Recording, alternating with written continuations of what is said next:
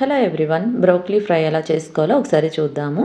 బ్రోకలీని ఇలా స్టెమ్స్లా కట్ చేసుకొని వాటర్కి హీట్ చేసి దాంట్లో కొద్దిగా పసుపు యాడ్ చేసి ఈ స్టెమ్స్ అంతా దాంట్లో యాడ్ చేస్తున్నాను. 1 మినిట్ తర్వాత ఇలా పక్కకు తీసుకుంటున్నాను అన్నిటినీ.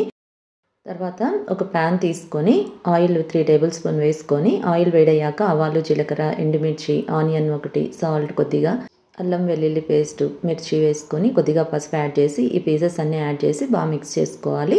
చూడండి ఈ విధంగా. తర్వాత కొత్తిమీర, కరివేపాకు కూడా యాడ్ చేసుకున్నాను. లిడ్ పెట్టేసి ఒక 4 మినిట్స్ ఇలా లో ఫ్లేమ్లో ఫ్రై చేసుకోవాలి.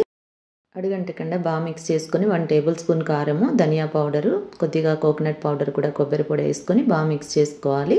మళ్ళీ లిడ్ పెట్టేసి 3 మినిట్స్ లో ఫ్లేమ్లో కుక్ చేసుకోవాలి. ఇలా బాగా మిక్స్ చేసుకున్న తర్వాత ఇంట్లో పల్లి పొడి కానీ పుట్నాల పొడి ఉంటుంది కదా, అది 3 to 4 టేబుల్ స్పూన్ వేసుకొని కొద్దిగా ఇలా మిక్స్ చేసుకుంటే సరిపోతుంది.